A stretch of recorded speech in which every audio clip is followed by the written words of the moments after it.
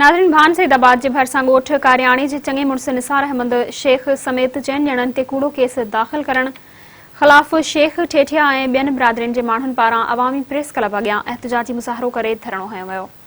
वधीक तफ़सीलनि लाइ ॾिसंदासीं निज़ामुद्दीन तंभीर जी हीअ रिपोर्ट।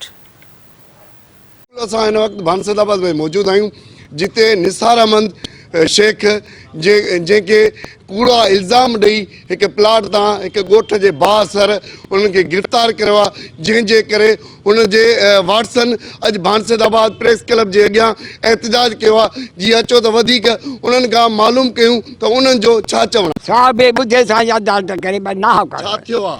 पुलिस हुनजो पासो गोलियूं कूड़ जी हणाई पुलिस करे जामीन नथा खणनि ना हेॾे था भॼनि असांखे दादो भॻाओ ना हुते बि नंढ किरी केड़े केॾो आई ज़ुल्म कई इहो ज़ुल्म आहे। घणा माण्हू तव्हांजी पुलिस खणी विया? टे चार ॿ माण्हू वठी विया, ॿिया ज़ामिन ते हिन सां जंहिंजो ज़ामिन ई नथो साहिब ज़ुल्म आहे बाबा। अकेला ही प्लाट बाबा ॾाढा खां भाऊ निसार वारनि जो आहे। डॉक्टर करम अली उन सां मसइलो कयो, पोइ उन खां पोइ हुन वरी जेको आहे सो कानूनी माण्हू आहे पटिशन दाख़िल कई सेवण मां हुनजो केस डिसमिस थियो।